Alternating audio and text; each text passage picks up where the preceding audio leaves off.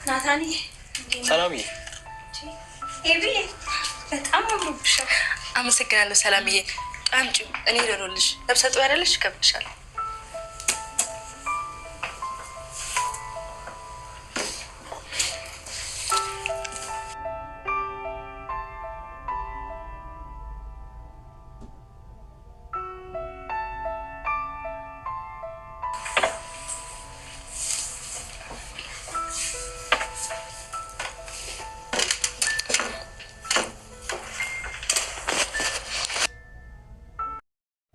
ዳጣና አቶ ደረጀ ዲኤንኤ ምርመራ ለማድረግ አብረው እየሄዱ ነው የሚገኙት። እንግዲህ በመሀል ጉዞ እያደረጉ ያለ ጎዳና ላይ በነበረችበት ሰዓት የገጠማትን ችግርና ረሀብ እያስረዳቸው በእንባ ተሞልታ ነበርና ለዚህ ሁሉ ጥፋት ለዚህ ሁሉ ለደረሰባት ችግር ኃላፊነት የሚወስድ ሰው እንዳለና በቃ ያለፈው እንዳለፈ ከዚህ በኋላ እንደሚክሷት እየነገራት ነበረ አቶ ደረጀ። እሷ ግን በዚህ መሀል ለምን ዲኤንኤው አይቀርብንም?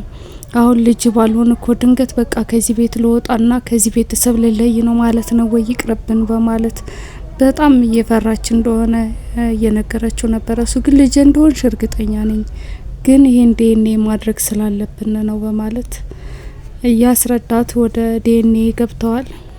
ኤቢ ደግሞ ለናታን ቀሚስ ለብሳ በመምጣት ያምርብኛሉ እያለች 360 ዲግሪ እየተሽከረከረች ፊትና ኋላዋን ስታሳየው ነበር። እሱም ቆንጆ ሆነሻል፣ በጣም አምሮብሻል ሲል ፈገግ ያለ ፊት ካሳያት በኋላ ቤተ ክርስቲያን እንሂድ ትለዋለች።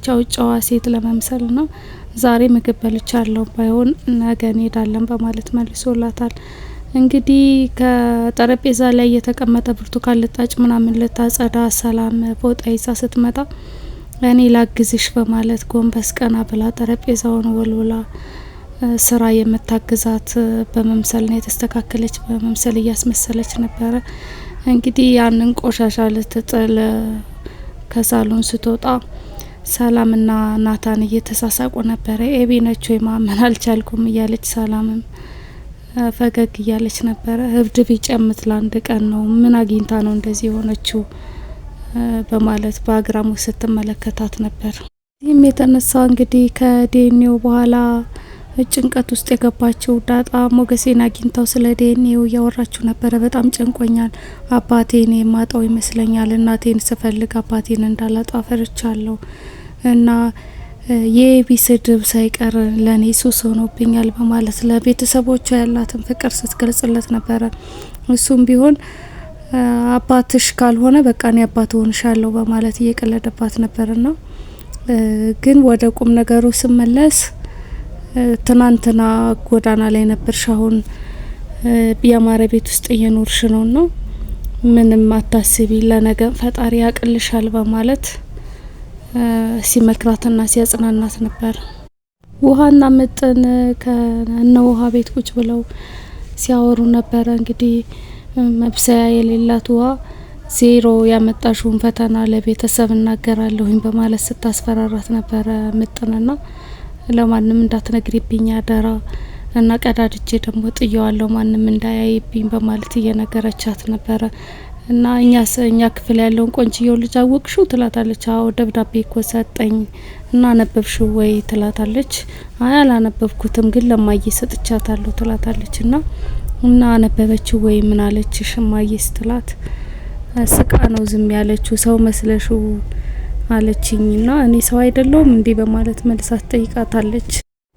ኤቢ ደግሞ እንግዲህ ናታንን ጥሩ ሴት ነኝ፣ ከዚህ በኋላ መልካም ሰው ነው መሆነው፣ ማንንም አልሳደብም፣ ለማንም ክፉ አልመኝም ና ጥሩ ሴት ነው መሆነው፣ ስለዚህ ልታገባኝ ወስነሃል ወይ በማለት አባቴ የስዊዘርላንድ ቪዛ ያወጣልናል እና ስዊዘርላንድ ሄደን እንዝናናለን በማለት ስለ ወደፊት የሚያሳልፉትን የፍቅር ህይወት ኢማጂን እያደረገች ስትነግረው ነበረ።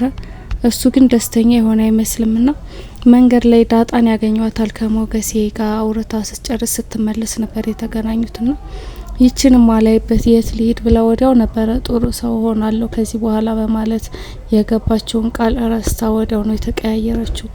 እንግዲህ ዳጣን ስታመነጫጭቃት ነበር የነበረው። በዚህ መሀል የናታንም ፊት ትኩረቱ ወደ ዳጣ ሆኖ ስለነበረ በጣም ነበር የቀናችው። በምላሹ ግን ዳጣ አብራችሁ ስትሆኑ በጣም ነው የሚያምርባችሁ፣ ቆንጆ ናችሁ ሁለታችሁም እና ደስ ትላላችሁ በማለት መልካም ምኞት ነበረ የተመኘችላቸውና በሉ በቃ መልካም ጊዜ ብላቸው ተሰናብታ ስትሄድ ወደ ኋላ ዙሮ ነበረ እሷን እየተመለከተ የነበረውና በጥፊ በማለት እኔን አስቀምጠህ እንዴት ሌላ ሴት ታያለ ፊት ለፊት እኔ ቆሜ በማለት ትመታዋለች። ከዛም በቃ ጥሏት ይሄዳል። እሷ ከኋላ የሮጠች ስትከተለው ነበር የነበረው። ውሃ ደግሞ ዛሬ ተነስቶባት ትምህርት ቤት አልሄድም እያለች በማስቸገር ላይ ትገኛለች። ሰላም ወደ ትምህርት ቤት ለመላክ እንግዲህ ለትዬ ደውዬ እናገራለሁ በማለት እያስፈራራቻት ትምህርት ቤት ልትልካት እየሞከረች ነው። ለምንድነው አልሄድም ያልሽው ስትጠይቃት ያቀረበችው ምላሽ ሆዴን አሞኛል ነበረ። ታዲያ ምግብ ስትበይ ለምን አላመመሽም? ትምህርት ሲሆን ነው ወይ ሆድሽን የሚያምሽ? በማለት ወደ ትምህርት ቤት ለመላክ እየሞከረች ነበርና ሰላም ብላ የሆነ ጥያቄ ትቃታለች። ከክፍለ ሀገር የመጣችው እኛ ክፍል ያለችው ልጅ እኮ አስተማሪዋ ነትዬ እያለች ነው የምትጠራት ትላለች። ና እናንተ ስትላት ሚስ ነው ምንላት እኛ ብላ ሙድ እንደሚይዙባት በልጅቷ ትነግራታለች። ና ታዲያ እኮ እሷ ትክክል ናት፣ ካላጣችሁት ቋንቋ የሰው ሀገር ቋንቋ መምረጥ ይሄ የእናንተ ስህተት ነው በማለት መልሳላታለች። ና በግድም ቢሆን ዞሮ ወደ ትምህርት ቤት እንድትሄድ አድርጋለች። አቶ ደረጀና ዳጣ እንግዲህ ዲኤንኤው ደርሷል ተብለው ውጤቱን ለማምጣት እየሄዱ ያለ ነበረ። በመሀል ቆም አድርጎ በጣም እየተጨነቀ እንደሆነና እየፈራ እንደሆነ ፊቱ ላይ ያስተዋለችው። ፈራ እንዴ ምናምን ትለዋለች። አይ አልፈራውም ይላታልና አንቺስ ሲላት እኔ በቃ አልደነገጥኩም ትቸዋለሁ፣ ምክንያቱም ሞገሴ ትናንትናን የቀየረልሽ አምላክ ለነገም እሱ ያቅልሻል በማለት መክሮኛልና እግዚአብሔር ያውቃል ብላ በሙሉ እምነት በቃ ትተዋለች። እሱ ደግሞ ሌሊት ከተኛ በኋላ በሀሳብ ሲብሰለሰል ነበረ። ወይዘሮ ማርታ ከእንቅልፏ ስትነቃ ያየችው እና ለምንድነው ሲጨነቀው ምናምን ብላ ስጠይቀው የዳጣ ጉዳይ እያሳሰበኝ ነው ይላታል። ታዲያ የወለዳት ሰው ይጨነቅላት እንጂ አንተ ምን ቤት ነህ በማለት በአግራሞት ጠይቀዋለች።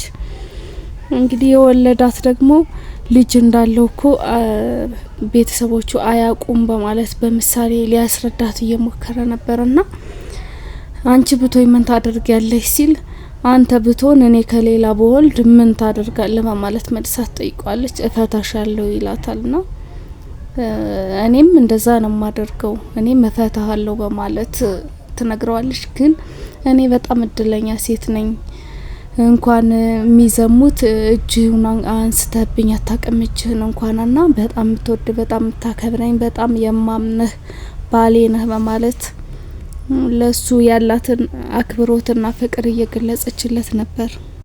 ሰላምና ናታን አቶ ደረጀና ዳጣ በጊዜ ወደ ቤት ስላልተመለሱ እየተጨናነቁ ነበርና ደውላልሻለች ወይ የት እንደምትሄድ ስነግራሻለች ወይ በማለት ጠይቋት ነበረ ሰላምንና አልነገረችኝም ግን አብረው ነው የወጡት በማለት ተነግሯለች።